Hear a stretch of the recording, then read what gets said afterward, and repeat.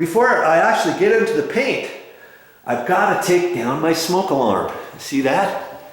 I don't want to cut around that. I want to take that down. It doesn't really take very long to take it down. The power's on to it because I see the little green light and I happen to know which breaker it is in the garage. If you're not quite sure, you can have somebody back and forth. Is that the one? Is that the one? Nope. Yeah. Nope. Nope. Nope. Nope. Okay, there it is. And you do it cell phone to cell phone or something, so you don't have to scream all the way through the house or something. You could also take those out with the power. You just have to pull the little end clip off, and it should be okay. I've done it before, but I don't really like doing it with having hot wires, even though it has a little connection, because if you hold it just right or just wrong, you might get shocked.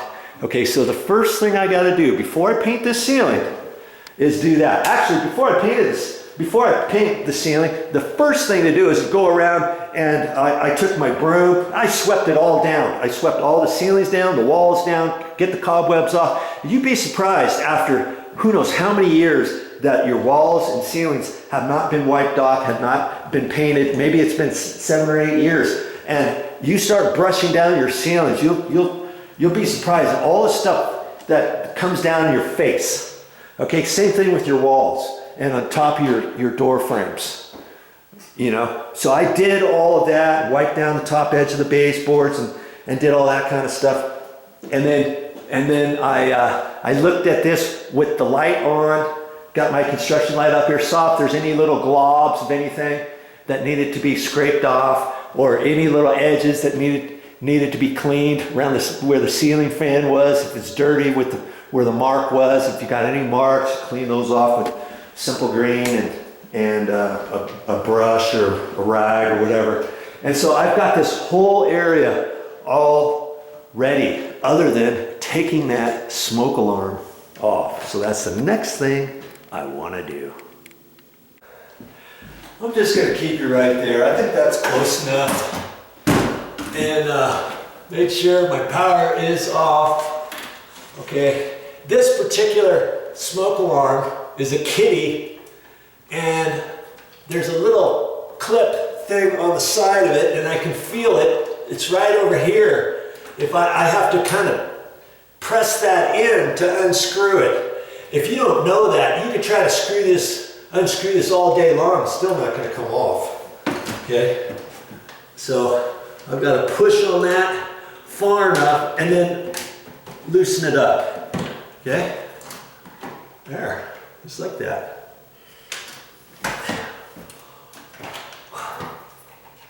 And now gently pull this. I'm still kind of work on it gingerly, even though I know the power's off. Now mind you, there's a 10-year lithium battery in there, so it could chirp on me when I pull this thing off the back. And that's all you got to do. Okay, and now I take this base off. That way I don't have to cut in around it. I don't like cutting in around stuff. You know, you get paint on stuff, it's easier to use the roller all the way through. And I don't have to take these screws all the way off. I just unscrew it, you know, 1/4 of an inch. Just enough to slide. And then I can slide this into position where the holes are and pull that down. Okay? And then I just leave that, just like that. Okay? That's all I have to do. See, how hard was that? How long did that actually take me? 30 seconds? Probably took me longer because I had to explain just a little bit. And there you go. That's all I had to do. And obviously when I get done painting the ceiling, when I leave for the day, if you want your condo, your house still protected even though you're not here, we're not living here yet. Okay, I'm getting everything ready. We're going to be moving in here in a few weeks. Okay, I could leave that down tonight. If I leave it down tonight, obviously I'm not going to be protected everywhere else. Now I could leave that just like that. I could turn the breaker back on, and if I turn the breaker back on, then all of the other smoke alarms in your condo, in your house, you have to reset. So then you have to go up and press the button and all that kind of stuff. Look how high these ceilings are. I'd have to get up on this 8-foot ladder, get up there with a broomstick or stand up there, and there's a button right in the middle. You just press it once and then it'll reset, okay? I'd have to do that with all of them and then just leave this one room. Or if I thought, nothing's gonna happen tonight, I'm just gonna leave the breaker off. I'm not gonna reset anything.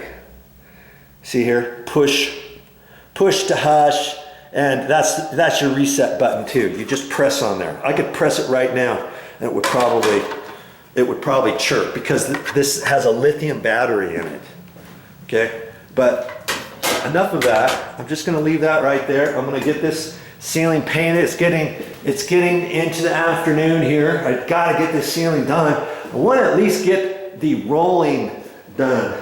I may not get to the cut in until tomorrow, but we'll see. We'll see. It's not gonna take me that long to do this ceiling. We're gonna do that next. What is this video about? Yes, it's about the smoke alarm. I took the smoke alarms down when I painted the ceilings. It's always a good idea. Before you paint a ceiling, just take the smoke alarm down instead of masking around it and stuff. That way I got the roller right up in there. I didn't have to cut in around it and all that kind of stuff. And you know, I just left the harness, the wire harness in there, and I turned the power off. I'm going to turn the power off right now. Sometimes you can do this hot if you want. You pull that apart and leave the power on as long as you're careful with it, but I really would recommend you turning the power off before you work on these, when you take them down, when you put them back up. Now this isn't all about how to install one from scratch. It's just how to reinstall this. How to reinstall this here. See this, the 3 little prongs. See those 3 prongs? And sometimes, believe it or not, if you're not paying attention, you might not get all 3 prongs plugged in there properly and thinking you have it, and then it doesn't go on. Gotta make sure you put those on. If you want to watch me put this in fact, I got another one downstairs to do too. They don't really take very long to put back up right on there, okay? Stick around, I'll show you. Okay, I'm trying to squeeze by you here. I've got the power off, and that housing I'm going to click on here, but the first thing I have to do is put this backing cover on. And the funny thing is, see this little harness here? I know they replaced these smoke alarms once upon a time, because see that? Look at that. This is the old harness from the old smoke alarm, and then when they went to reinstall the new smoke alarm, they simply poked the wires right up in where the other wires are. I didn't really know you could do that, and it seems to be fine, and I'm going to leave it. If you don't want to do that, usually what I do is I take the old harness out. I'll pull it down, take the wire nuts off, and then reinstall it and all that kind of stuff. You know, I really don't understand why they did that, but it seems to work. Okay. So the mounting screws, I left them up there, and then you simply put it up there and twist it on, see? That's it. And just tighten it up. And I just make them snug. And I do it with the hand screwdriver. I don't like using my power screwdriver up here. I'm just going to make it snug. You want it tight enough so it's not going to move around when you twist this thing on there, but not so tight that it sucks this up really super far. Okay? And now I got to be mindful of where those are, and so I'm going to have to reposition my ladder just to make sure I got all these prongs in there properly. Make sure it snaps. There's a definite snap on there. And this one, I just have to find a happy medium where I can push it all the way up tight, and then I'm going to turn it righty-tighty, lefty-loosey.